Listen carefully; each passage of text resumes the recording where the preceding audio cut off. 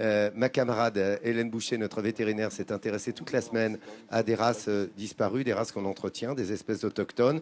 Et cette fois-ci, quand on est dans le Nord, elle m'a dit la colombophilie, pardonne-moi, je ne peux pas passer à côté. C'est incontournable ici dans le Nord. Il y a 20 000 colombophiles en France. Colombophiles, ce sont les passionnés des pigeons, qui font des courses de pigeons.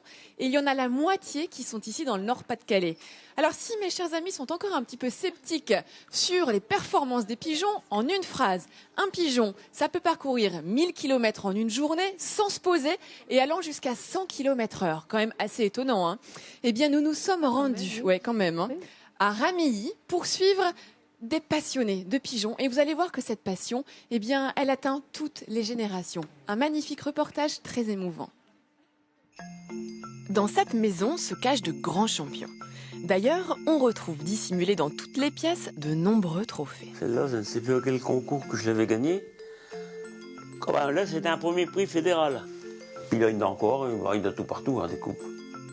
En tout, une centaine de coupes remportées grâce à des champions qui se trouvent au fond du jardin d'Émile.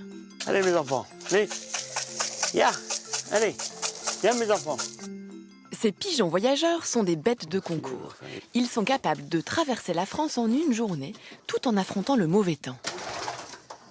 Toi, t'es un fou. Ces pigeons un peu fous sont en fait de véritables athlètes. Pour nous en rendre compte, Émile va tenter de nous montrer son meilleur pigeon. Je l'ai encore loupé. En plus de s'attraper difficilement, un pigeon de compétition a surtout une silhouette particulière. Qu'est-ce qu'il faut? Il ne faut pas les laisser grands. Pas c'est des sportifs, il ne faut pas qu'ils soient grands. C'est les muscles qu'il nous faut. Il faut faire de l'entraînement parce que après, quand c'est la compétition, ils volent 1 heure le matin et 1 heure le soir. Ça, c'est indispensable. Pour avoir des muscles durs, pour être la forme. On appelle ça la forme. De l'entraînement donc, mais aussi de la discipline. Va à ta place, va à ta place. Oui, il va à sa place, lui. Le principe des compétitions consiste à lâcher des milliers de pigeons concurrents à plusieurs centaines de kilomètres de leur pigeonnier. Le premier arrivé chez lui gagne la course.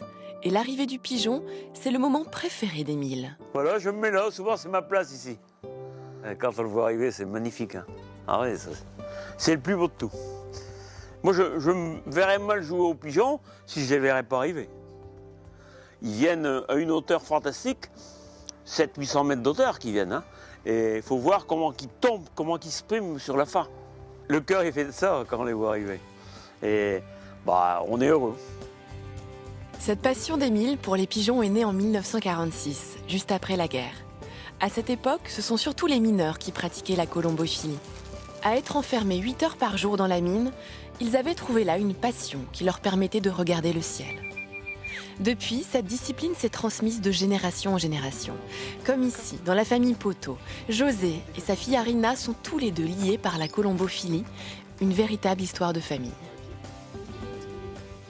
C'est mon père qui était colombophile, mon grand-père maternel aussi. Et puis moi, il y a qu'elle qui a accroché un peu aux pigeons.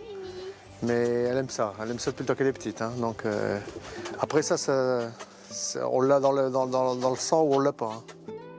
Arina est la fierté de son père. Elle est devenue